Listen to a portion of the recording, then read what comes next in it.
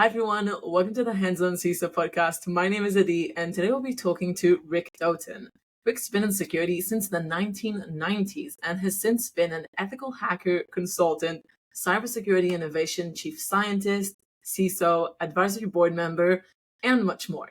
He's currently the health plan CISO at Centene Corporation. Today we'll be talking about Rick's journey in the cybersecurity field, how it's changed, and where it's going. Rick, it's so amazing to have you here. How are you? Great. No, thank you very much. Happy to be here. Perfect. So before anything else, I'd love to hear, how did you even get started in the cybersecurity field? Because you started before it was cool, if I can say that. Yes, and I say that I use that term a lot. It was before it was even existed. And so back then, I guess it started in 1990. And I can attribute to reading the book Cuckoo's Egg by Cliff Stoll, which I recommend everyone to read. And it's in the cybersecurity book canon that my friend Rick Howard manages. And it's when I was, so that's how I got into it, is I was working desktop support in a government contractor here in the US. I was in Washington, D.C. at the time. And I used some of this technique to help me better manage my users and be able to enumerate things without having me have to walk down the hall. I can just pull it. So, and then it's one of those things where back in the early days, you didn't find it, it found you. You became the person and that thought a certain way or considered different ways of looking at things or figured out how to secure something or break something to make it more secure, and then everyone just kept coming to you. Now I can talk about that being neurodivergent and combination of autism and ADHD that gives us this pattern matching fluid reasoning capability, which is one of the talks that I do a lot. I did at RSA this year. So yes, I got into it by accident just because I have the right mindset and I had the interest. And what do you think made you climb? I mean, you've done a lot of different things, and right now you're working for a very big company. You've been a CISO before, so this isn't even like new. I would say, like, what made you say, wow, I want to head to the leadership direction. This is my field, really. I think also it's based on personality and kind of aptitude, right? It's important that people are encouraged to do things that they're good at and that they like, because people are more motivated by things that are a passion to them, that's an interest to them, or in some people, it's, what's challenging to them or novel to them. And, or there's a stressor, like there's an urgency. That's why we, put things off to the last minute until there's urgency, then we can hyper focus, right? But I was able to very early on communicate very well. I mean, I have a degree in English literature. What is that doing? But back then there was no computer science degree, there was no cybersecurity degree, So the so I just kind of like was always the one who did the communicating.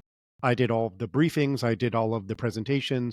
And so when I was, eventually worked my way up and was, ethical hacker and then became a manager of that hacking team, back in the late 90s, was because I was also like older than most of them because they were all very young and was able to communicate effectively up.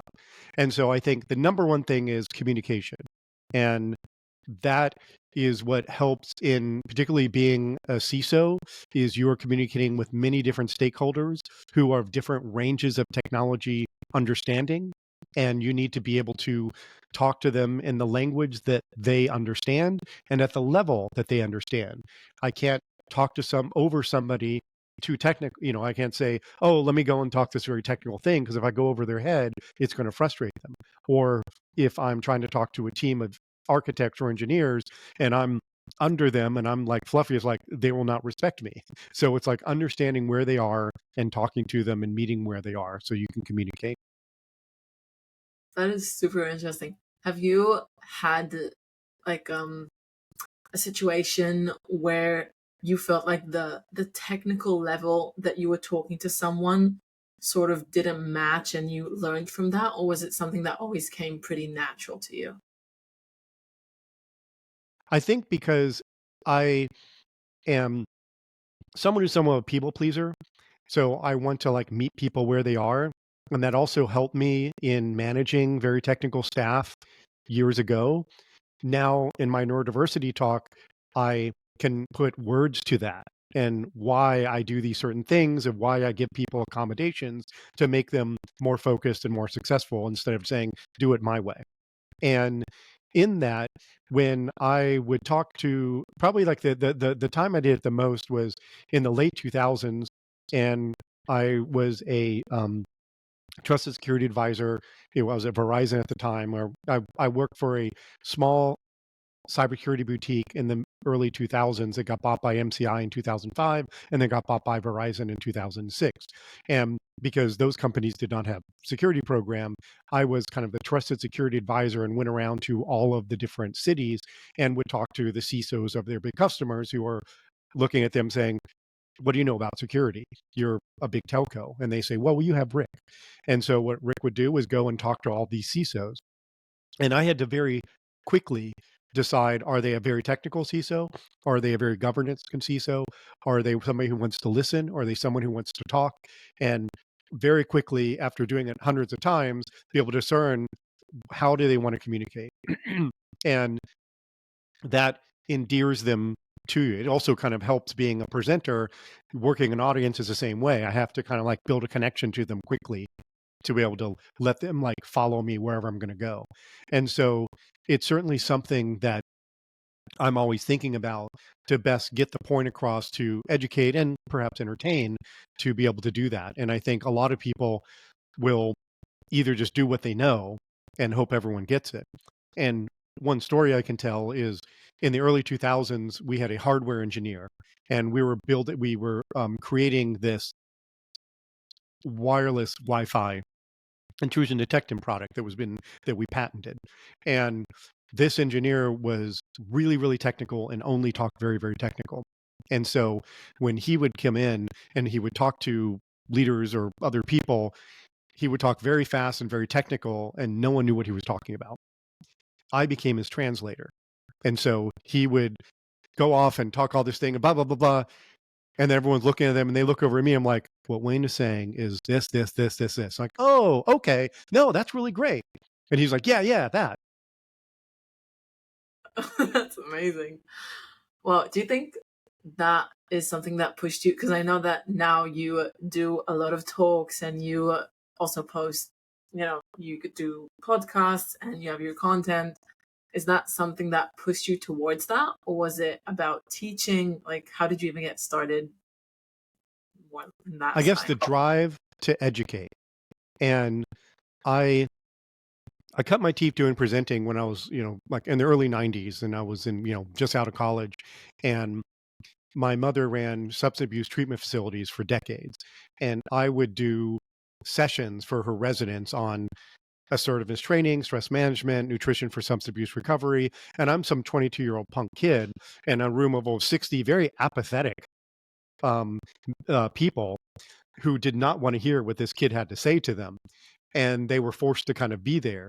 And so it's kind of like, those people who know music and music history, the Beatles were in Hamburg, Germany for many years, and that's where they really cut their teeth. They didn't just show up. They had their 10,000 hours from doing this. And that's where I did it, is getting that.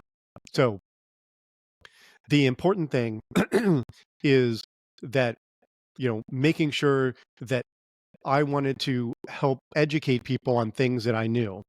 And as I evolved in my career and having grown up in the industry, I had a different perspective of people coming into it new. And it's like, well, we need to look back at the history of how we got here. Why is this way? And then being the social coordinator and seeing that, we have a big difference between the Fortune 500 companies like I'm in, and then the 5 million other companies here in the United States that do not have security teams, or if small ones and are struggling and don't know anything. It's like, I realize my bias is that I have to be well informed, have a long history in the industry.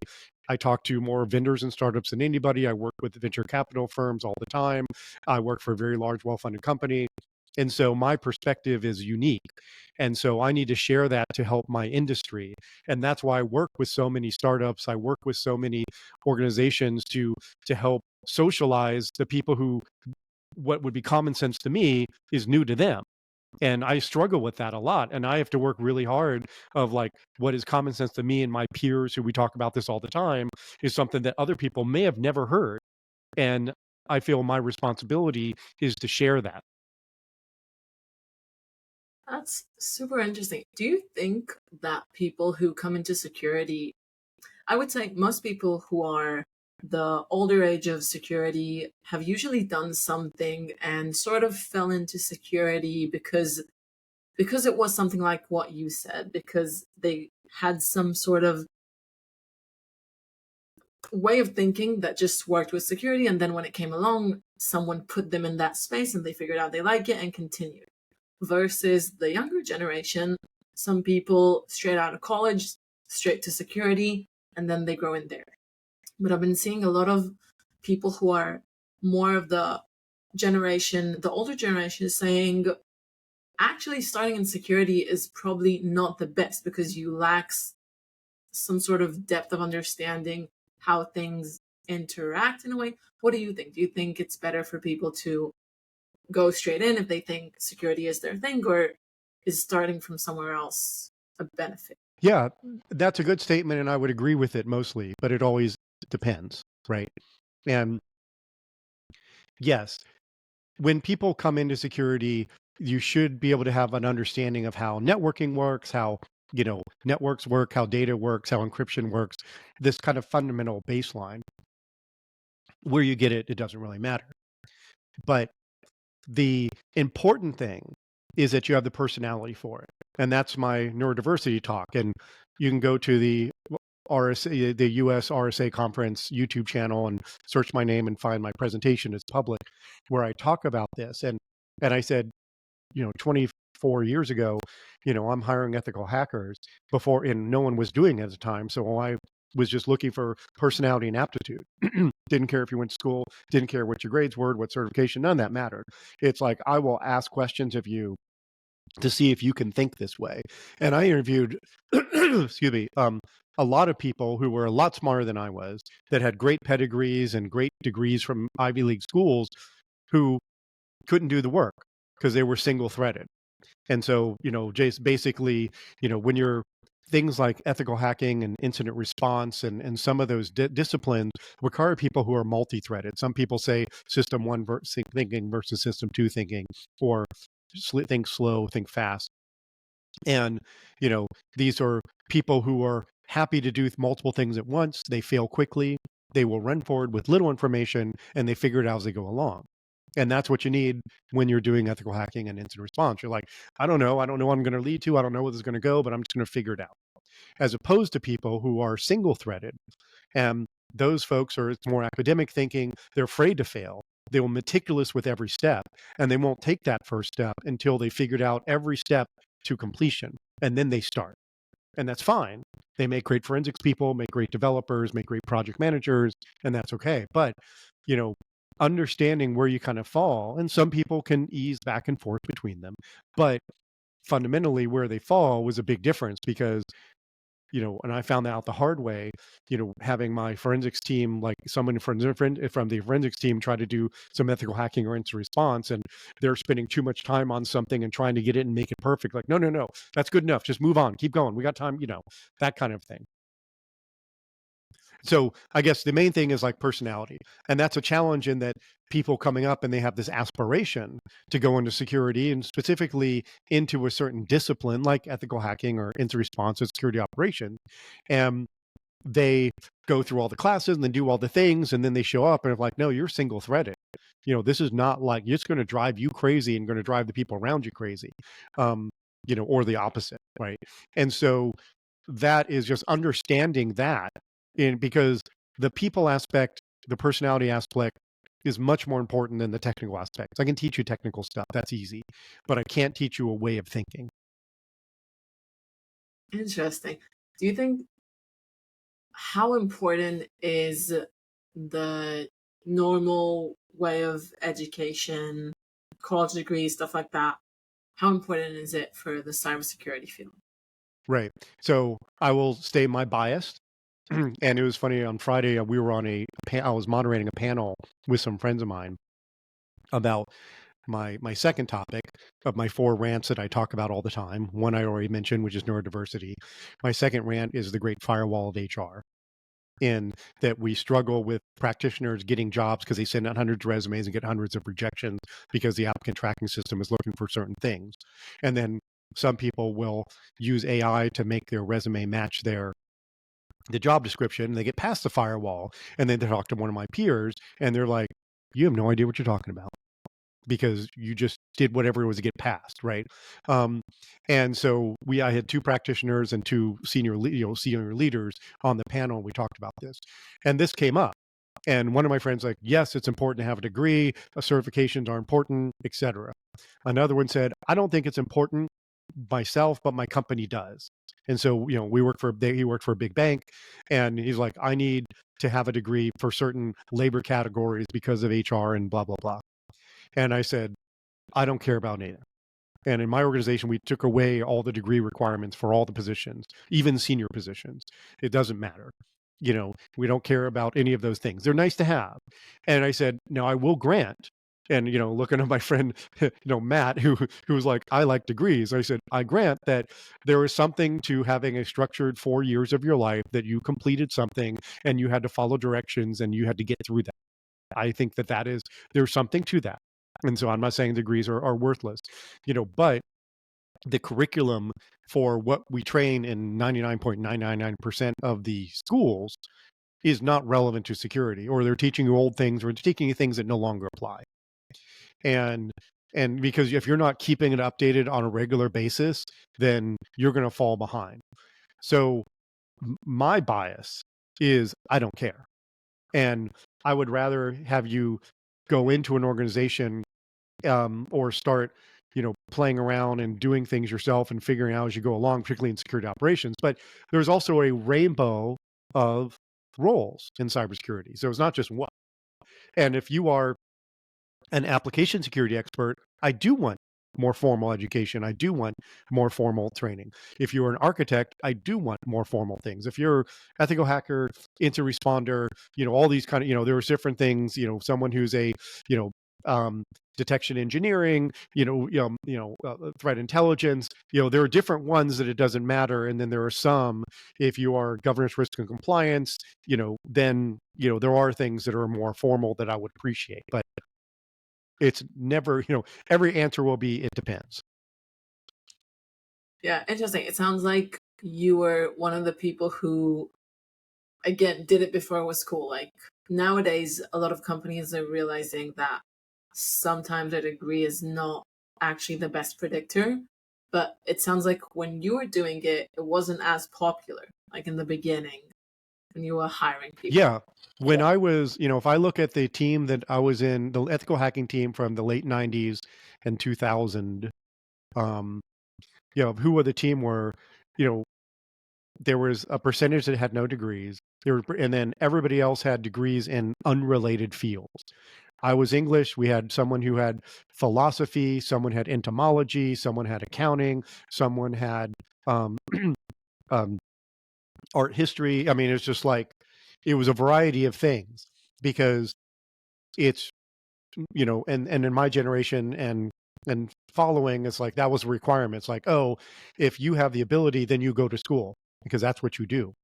And so, but it usually not relevant to where you're specifically going. And then again, the industry finds you because you have the right personality and you seek it out and you do something that other people start coming to you for. And then next thing you know, you're in cybersecurity.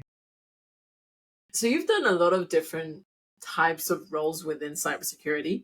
And how, if I move to like a different subject a little, how does your day-to-day look like now versus when you were doing other things? It varies a lot. Today, I'm very fortunate in that I'm in a very unique role in a very big company where I don't have a lot of administrative overhead. And so I can spend more time supporting my team, the teams within my company, and then also my community, near term, like in Charlotte, and then around the world, and doing things like this. And so, so now it's kind of more ad hoc, responding to things, maybe there's, some deliverables and things I need to get ready for. Maybe there are some things that we'll need to like do a whole thing and everything like that. But mostly I'm kind of waiting around for someone to ask for help. And, and, and so when I was a CISO 12 years ago, it was, you know, I was watching the gates the whole time. You know, I would have a sequence of things I would do in the morning. It was things I was watching, I was catching up, I was following up, I was constantly improving. We were working on things that we were enhancements we want to make. I'm understanding, the threat landscape and getting threat intelligence, and I'm looking for things. So it was a lot more active. But I was again a CISO of a small mid-sized company, and so there was only a couple of us, and so I did more. When, I was an ethical hacker, then it was kind of like, okay, well, what's my project for the next 2 weeks? And you spend your time working on that, and then you complete your testing, and then you work on your report and you hand it in. When I was a manager of that, then I was the one reading all the reports of all the people and giving them feedback, and then working with um, the salespeople and scoping new projects and getting things stuff, and then managing the resources of who's going to work on what and those kind of things. When I was a virtual CISO was probably when I was the busiest, because I was I had multiple companies in different sizes in different parts of the world, in different industries and different languages. And so I was almost always on, and I'm flying all over the world, and I'm like doing things. And what I didn't do at that time was speak at a lot of conferences and do a lot of that kind of thing, which is why I stopped it, because I felt like I was too far away from supporting my industry, because I'm locked up in helping these 5 or 6 companies on any given time, depending on the year, in in Canada and Mexico and Australia and China and Middle East and Colombia. I'm all over the place, and I'm mostly providing guidance. I am doing assessments. I'm going down and interviewing people leaders. I'm writing reports. I'm briefing boards. I'm educating boards. It was a lot of, again, that communication thing that I said at the beginning. Um, that's what I was doing mostly. And, and then I'm trying to think of times where they were more technical, where I'm like creating things. But I guess probably in the last 25 years, I was just managing people. So that was the important thing in management is, managing up and managing out, and then supporting the people down. And sometimes you have a group that are self-managed, and you just kind of like let them do your thing. I'm just here when you need support. Sometimes I need to get involved and help facilitate things. Mostly it's interacting with peers and leadership, and what the direction is, what's going on, what the problem is, talking to customers, when there's a perception of a problem, and then kind of resolving it. And so then it's a lot of customer service, which interestingly, going back to personality, people, years ago, a friend of mine in Arizona who was a CISO said, yeah, I like hiring people out of the food service industry. They have the right personality. And then now looking back, I can say yes, because they're multi-threaded. If you're a bartender or a waiter, I was a bartender as early as 7 years ago on a dinner cruise on the weekends, just because I have the personality for it. But That's these people cool. are exactly as I talked about, being multi-threaded and knowing that something's going to go wrong and you're going to have to recover from it. And then also doing it in a customer service perspective, because I would say there's a customer service aspect that's so important.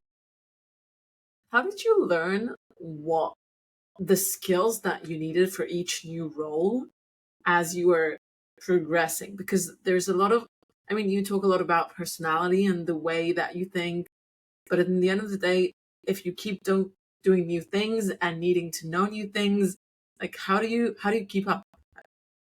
What's the Yeah. And process? that's one of the things that it becomes your special interest, right?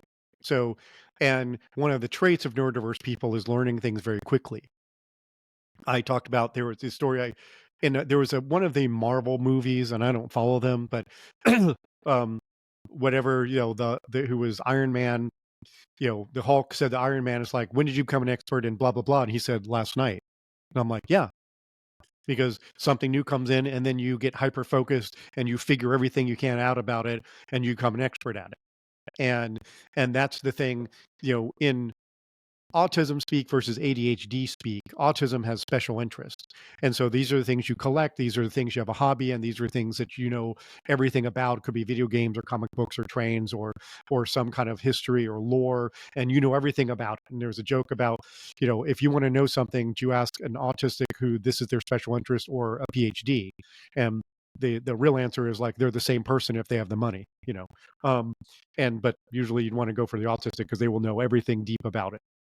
And so you have these special interests, which are long term. Like I'm a yoga teacher, neurodiversity is a special interest, cybersecurity is a special interest. There's other things that are my special interests that I am music, that are long term things that I'm like always wanting to learn more and more and more about.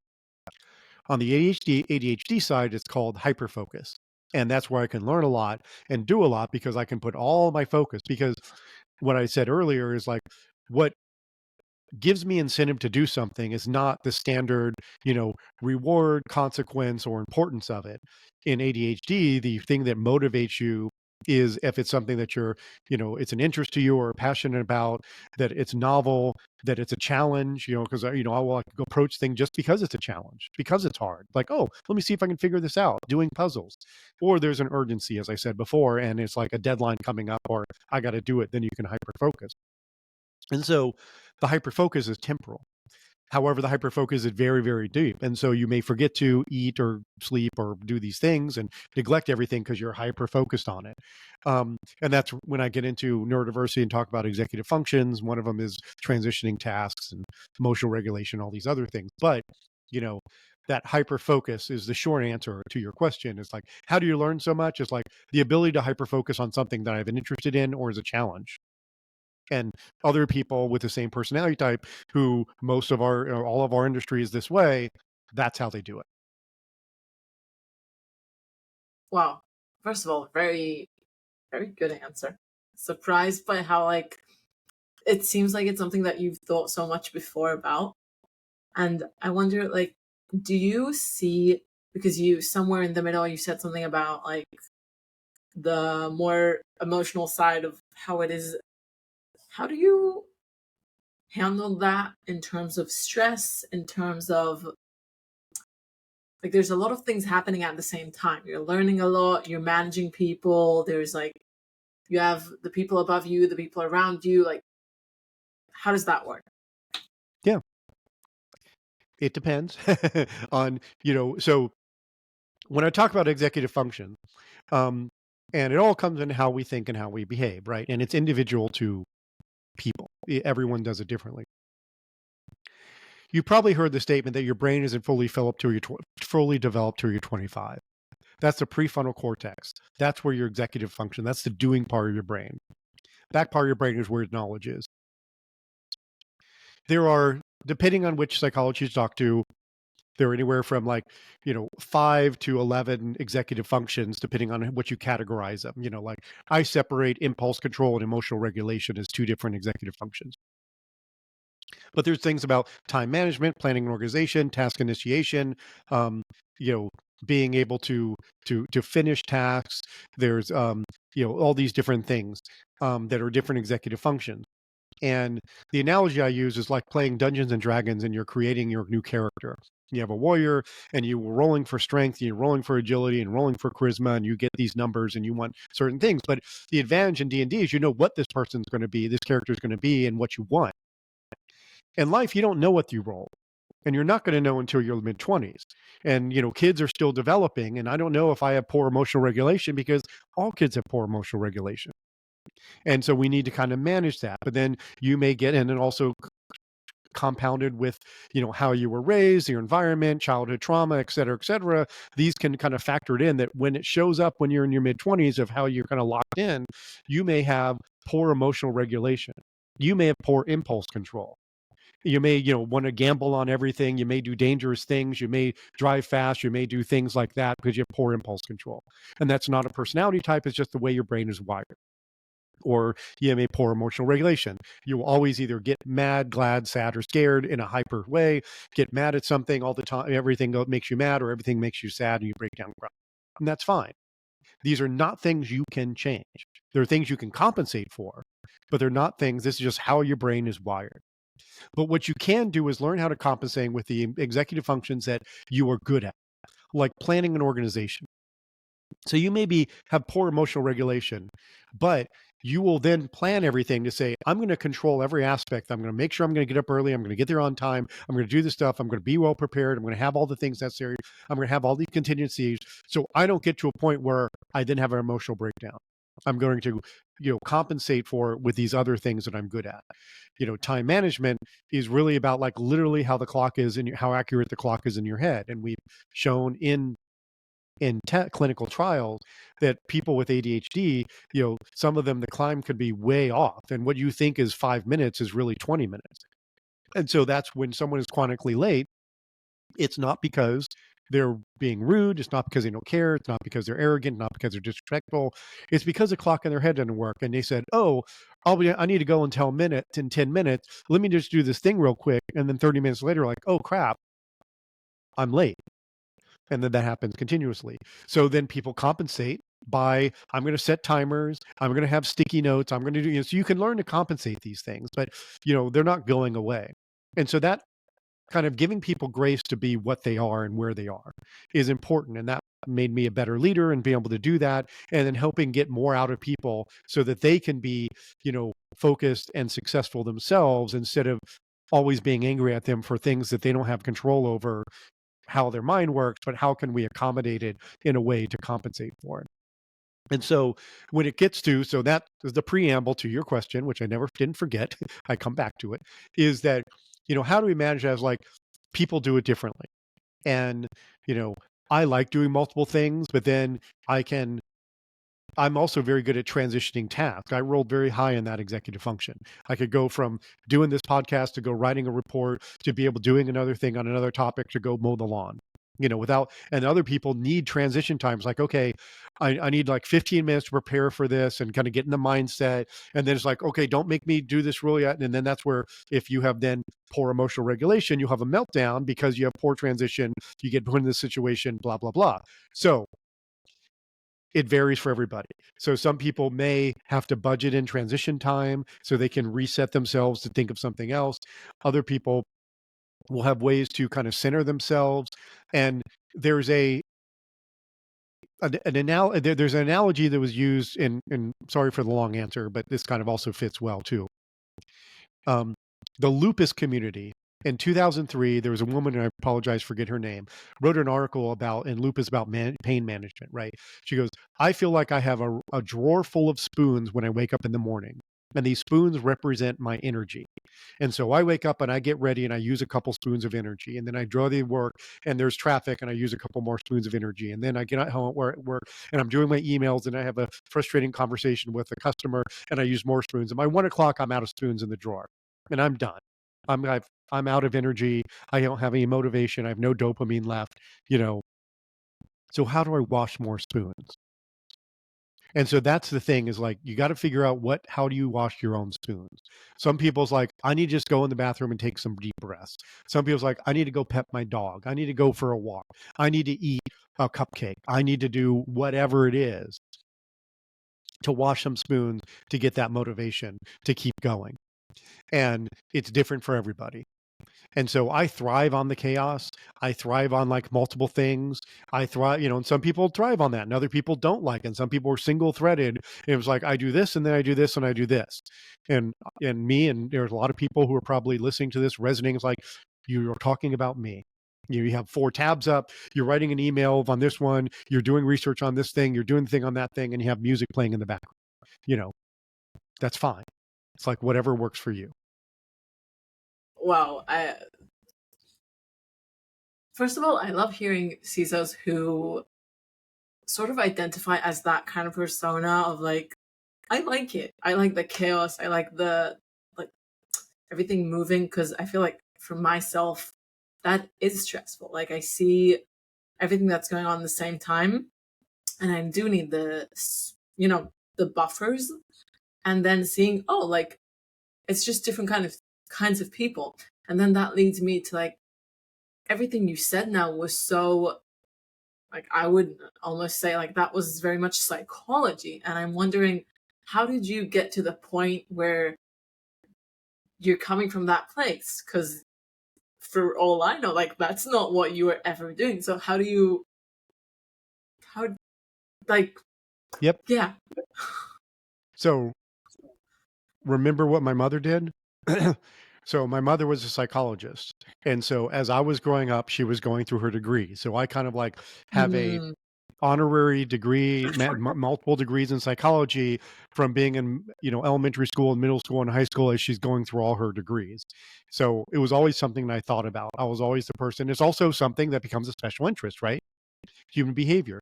Not uncommon from neurodiverse people, particularly autistic, who are like feel they're outsiders because they're not like everybody else. So then you observe it. And that observation may be to better interact because we may be blunt, we may not be open to social cues, we may not understand these things as well, we may not be as social. I'm hypersocial. That's the opposite side, but it's always a range. And so you do a lot of observing so you can fit in so you don't get called out.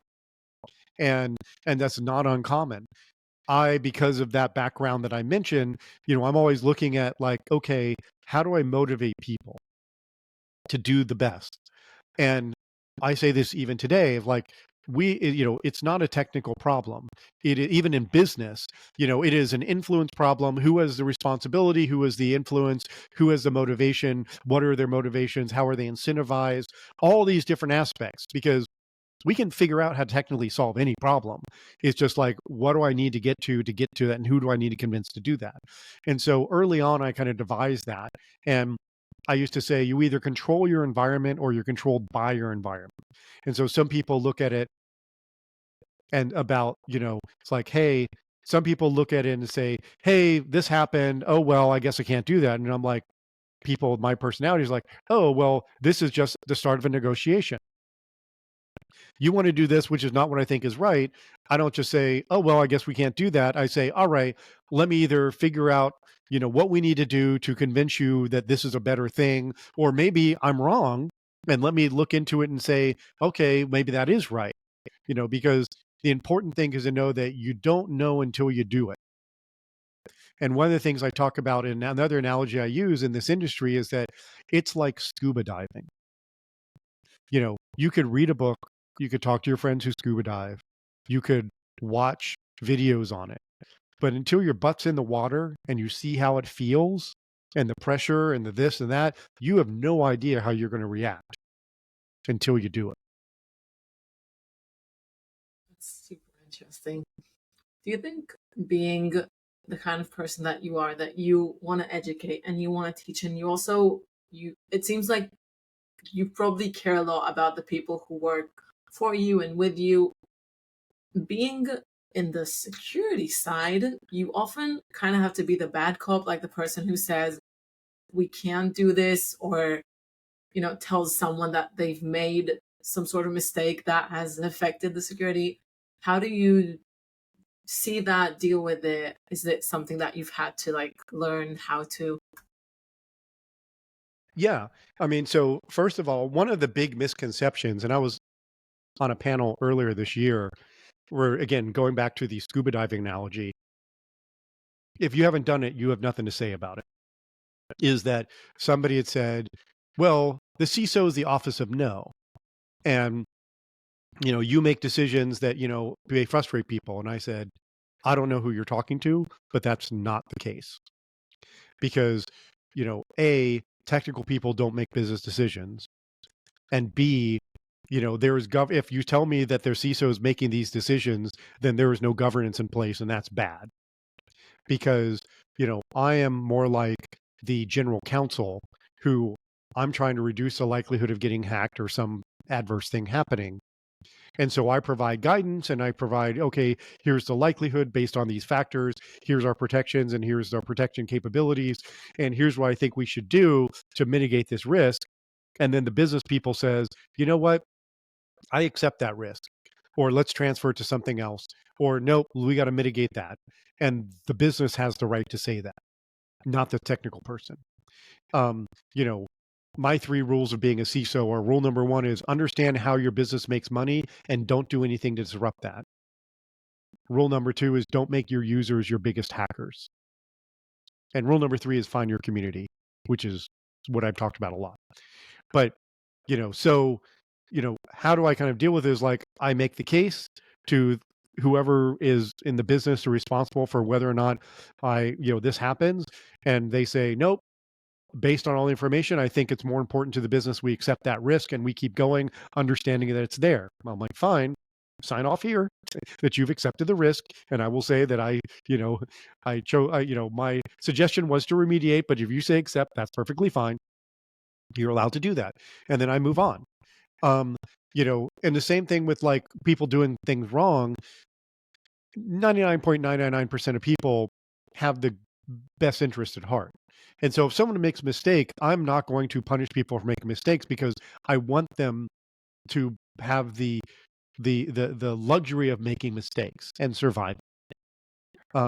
Because in the world, there are people who don't have the luxury of making mistakes and surviving. And then if I give them a hard time, then they're going to either be more conscious and cautious and not do things that are innovative out of fear of messing up. And this is something I learned really a lot being a virtual CISO in different parts of the world, different cultures. Being wrong or making a mistake is really bad in some cultures.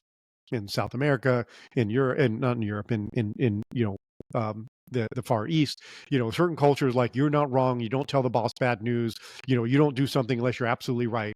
Do you have any story, something like that? I was a virtual CISO of an organization in Mexico City, a very large conglomerate, and we built a security operations center for them. Like, we found space off of the parking garage, built a watch floor, got everything installed, got everything set up, documenting, individually hired everybody, from tier 1, tier 2, tier 3 forensics people, documented in English and in Spanish, trained them, and we're down there all the time getting them going.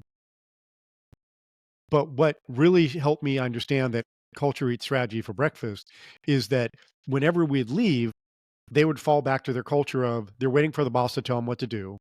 Some junior person does not have the agency to be able to make a suggestion.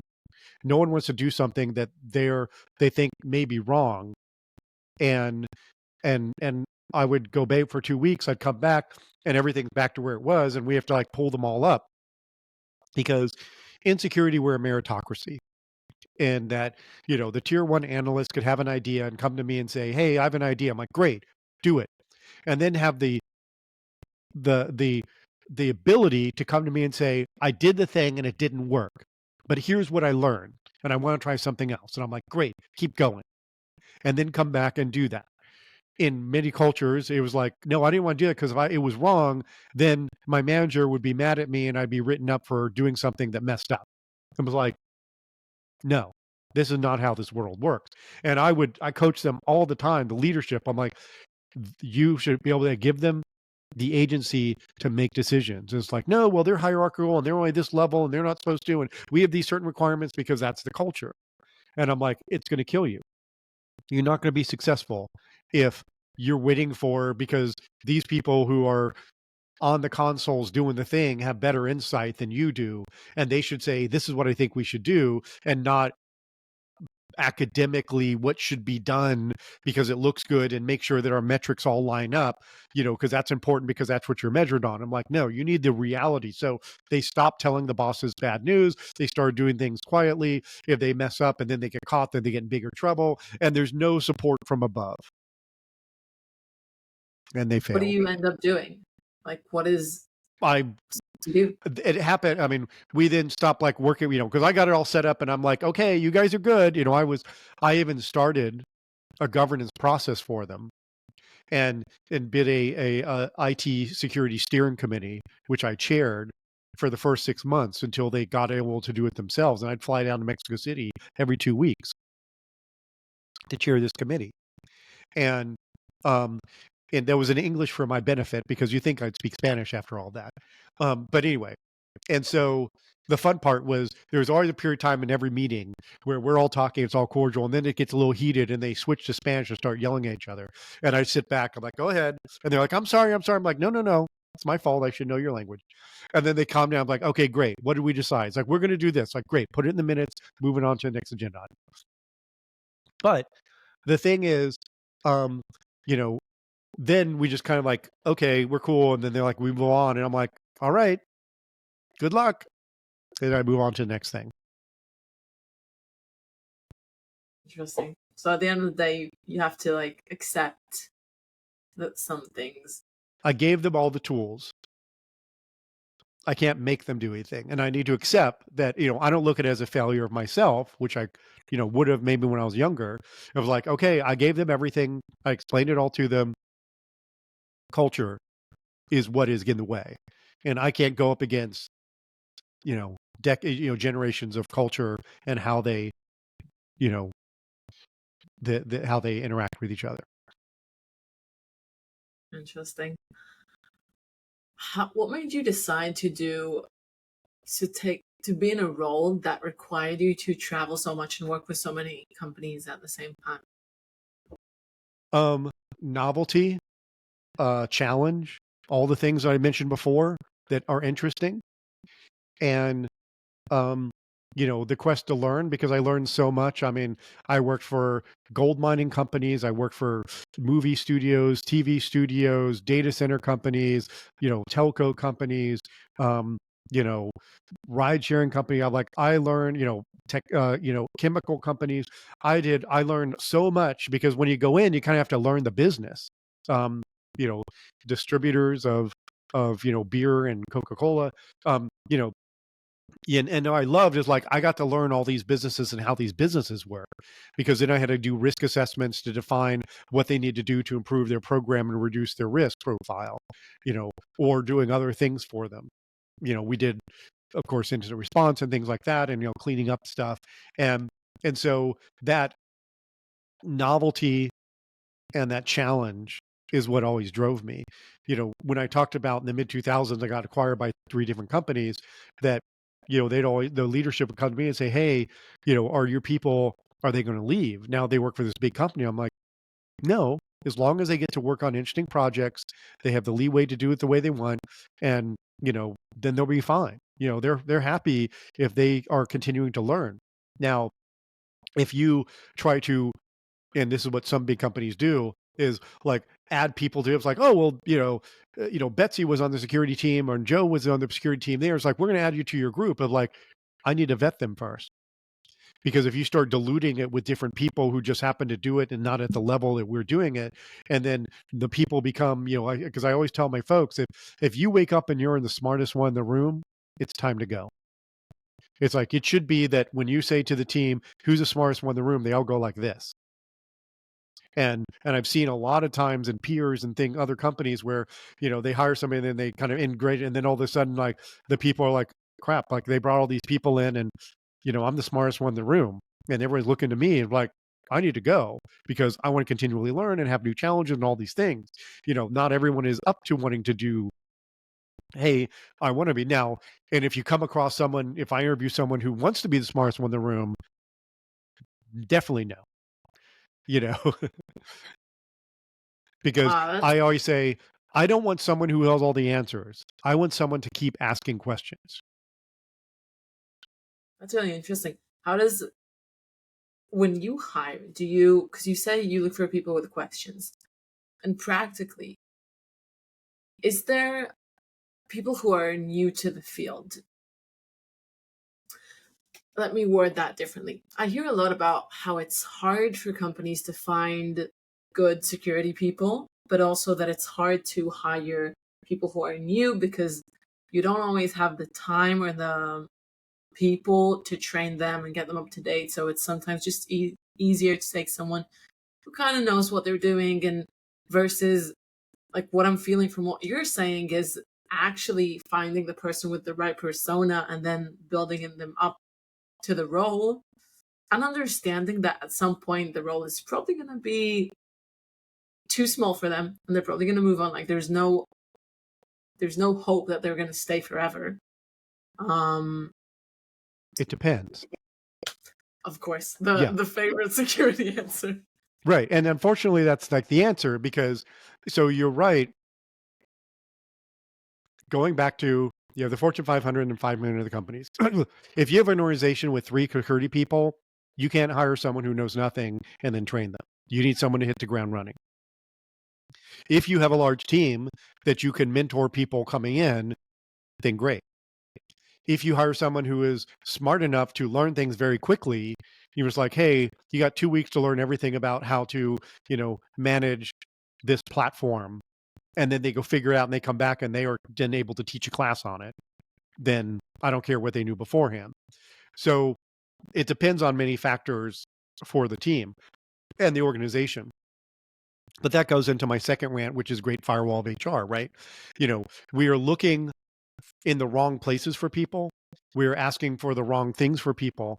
And what makes a good cybersecurity person, and I have dozens of stories of people talking about, when I talk about the great firewall of HR, it's like, yeah, HR blocked all these people. I had them give me all the resumes that were sent in, and I found a person that they had blocked because of certain thing, and they were my best person.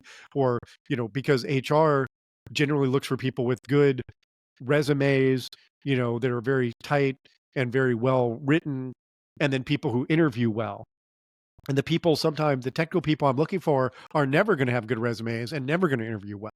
And I have a whole rant about how to interview very technical and neurodiverse people, because they're not going to interview well. And they're like, I don't know. They won't look me in the eye, and they don't really answer the question, and they don't really get into detail, and they don't feel like they have confidence in themselves.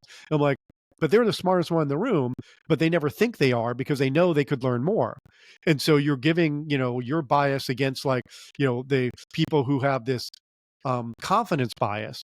And this is why when I was a virtual CISO, one of the things I did is help companies find their first CISO, because almost 100% of the time, people will hire the wrong person the first time because they don't know what makes a good one for their company. And there's a big difference between someone who's a first CISO and someone who's a second CISO. Meaning, like, the first CISO is what I've been talking about. Loves challenge, wants novelty, wants to figure stuff out, going to just kind of break new ground, figure things out, whatever. But then they'll get to a point where, okay, now it's up and running. I'm going to be bored. I'm going to move on. And then another person steps in. It's like, hey, I want to have the CISO title. I'm really good at managing things and keeping things going. I want to take that role. Great. And so oftentimes people will hire someone who's a number 2 type as the first one, or people have like overly technical tool jockeys that are overly confident in their abilities, and they like that. And it was like, no, that's not what you want. You want someone who understands the challenges and understands governance and understands how to, like, where they fit in. And it's not always a technology solution, and what they can do and what they can influence and what they can't. So the, so when looking at people, there are different things that I need. And the challenge becomes, and this is where some of my friends, they say they're compulsive interviewers. They're at a restaurant and they're kind of interviewing the wait staff, right? It's like, hey, do you like this? Do you like technical things? How do you feel about this thing? What do you collect? And trying to find people who have the right personality type, because if you have a big team and you're like, I want to bring you into a team and you're going to learn very quickly, and there's many times that people walk into it and within a couple of weeks, they're like excelling over everyone else who's been there for a long time because they have the right personality. And you realize, like, oh, these are the wrong people we hired in the first place, and they're going to hit a wall. And they may find that they like that ceiling. So getting to your last point, which is, well, they're going to get bored and they're going to reach it one. It's like, you may, and some people may be comfortable with that. I have people that I was in the ethical hacking team in the late 90s who are still doing the same job. They had no aspiration to do anything else because they like the comfort of it.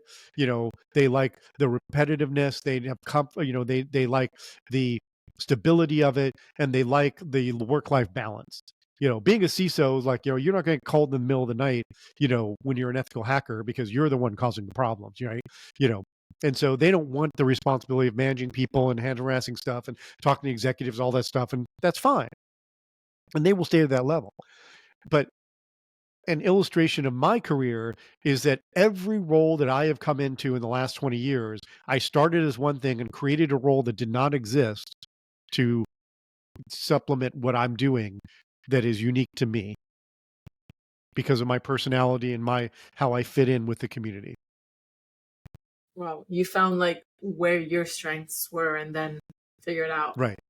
So that's what I tell people. I'm like, well, I can't take that to manager. I don't want to take a step back. I'm like, sometimes you have to, and I had to step back many times in my career, and take pay cuts and take all these different things throughout, one, because I have a family, my wife stayed home, I cannot take a lot of risk because I'm solely responsible for my family, where others may have the ability to take more risks than I did. But I had the confidence to say, I'm going to go into this company because there's a lot of opportunity and I'm going to figure out something that'll make me successful and go into a role that'll be successful that I enjoy. I think I'm just gonna ask you one final question because we're running out of time, and this has been so interesting.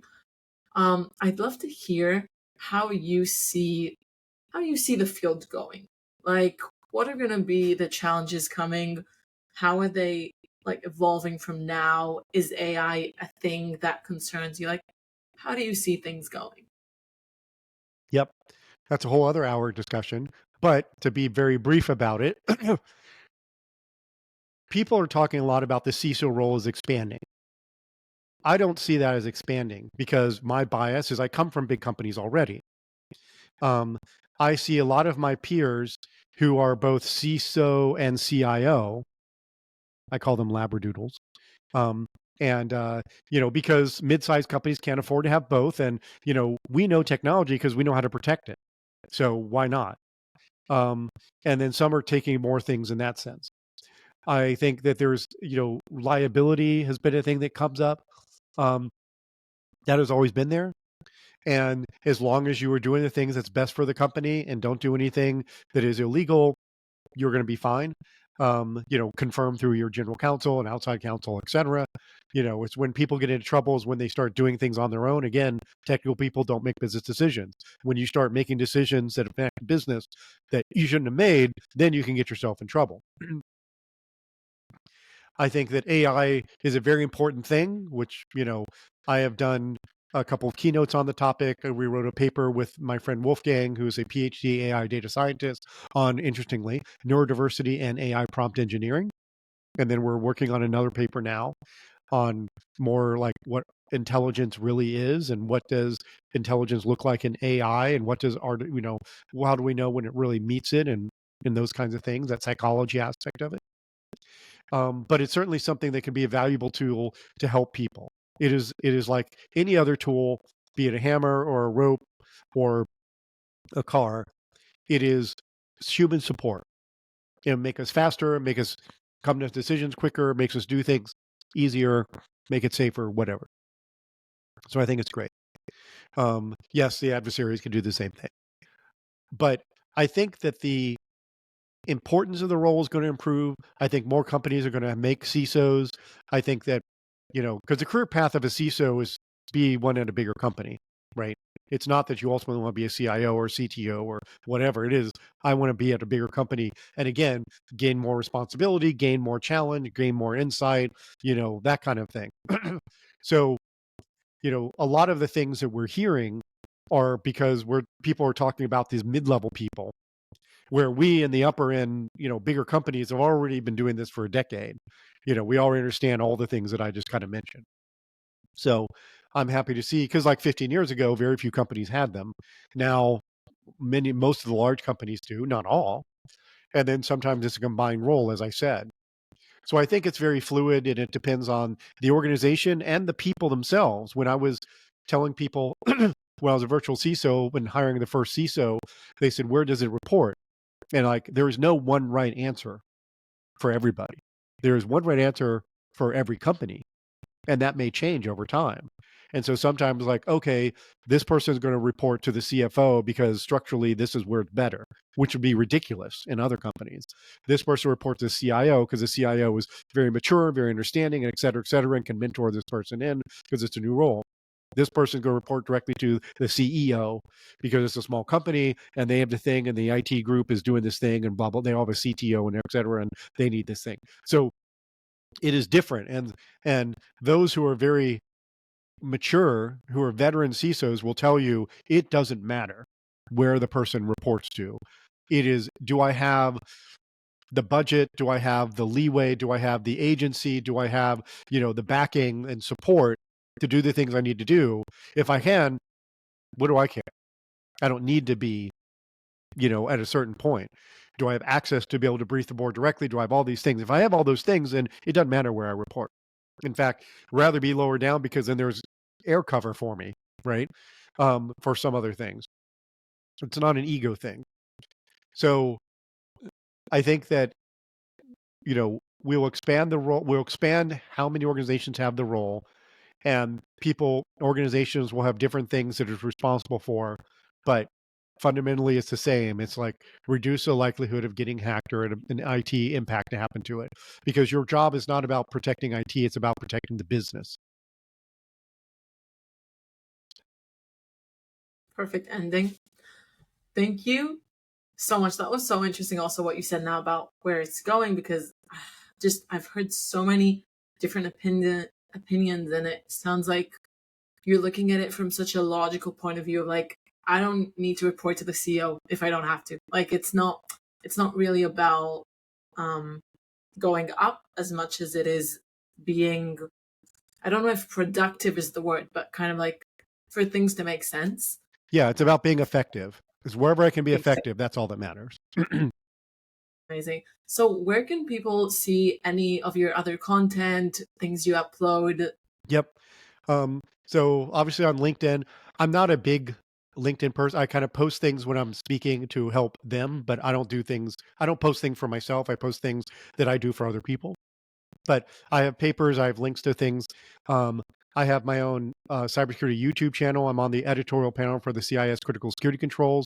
And so I made 18 videos a few years ago when we changed the CIS controls to version 8 that goes through each of them. And so you can just find Rick's cybersecurity videos. If you just search for me, there's hundreds of quotes and interviews and podcasts and stuff that I've done. But yeah, LinkedIn and then my YouTube channel. Yeah, I'm easy to find. Yep. But no, I really appreciate the discussion today. Thank you for the time. I think this has been one of the like super, super interesting conversations I've had on the topic. And I really, really appreciate you being here. Thank you.